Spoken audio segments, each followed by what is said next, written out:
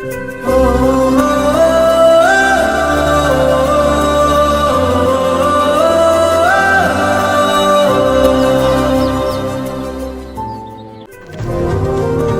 फूलको जिन्दगी जिएर हेरे, फूल जस्तै झरेर पनि हेरे।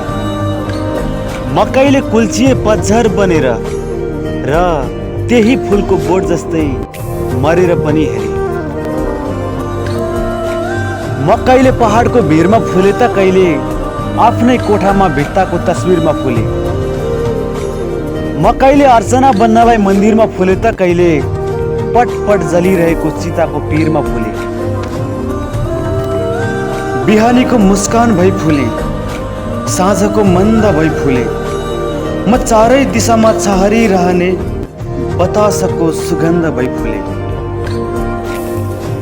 म प्रेमी जोडीहरूको लागि प्रेमको प्रतीक भई फुलिदिए। म ऋतुहरूको लागि आउने अतीत भई फुलिदिए। म रचना रच्ने कविहरूको लागि गीत भएर फुलिदिए। म सबैको घरमा सजिने गमलाहरूको मित भएर फुलिदिए। म सृष्टि भरिको आवास भएर फुले, वसन्त ऋतुको खास भएर फुले। भमराहरूको खाने गाँस भएर फुले। म झरी गए पनि खोजी भइरहने विनाशको पनि अविनाश भएर फुले।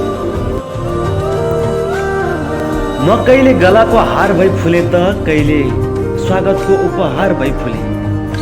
म कहिले वसन्तको बहार भई फुले त कहिले झरेर कसिङ्गार भई फुले। म फुल्दै गर्दा देखिने निलो गगनलाई छानो सम्झिन्थे। आफू अडेको बसेको धरतीलाई घर सम्झिन्थे। बगैँचा भरिका फुलहरूलाई मेरो परिवार सम्झिन्थे। भुनभुनाइरहेका हजारौं मौरीहरूलाई मलाई सल्लाह दिन आएका मेरा दाजुभाइ सम्झिन्थे। फुलको थुङ्गामा टल्किने निर्मल शीतको थोपालाई म मुस्कुराएर हेर्ने ऐना सम्झिन्थे। म आफूलाई अडाएर म फुलेको मेरो फेदलाई परिवारको स्तम्भ सम्झिन्थे। एक दिन मैले फुलको जिन्दगी जिएर हेरे, थाहा पाउनै पर्ने केही कुरा थिएर हेरे। म कुल्चिए कहिले पतझर जस्तै बनेर, म त्यही फुलको बोट जस्तै मरेर पनि हेरे। मैले फुलको जिन्दगी जिएर हेरे, थाहा पाउनै पर्ने केही कुरा थिएर हेरे।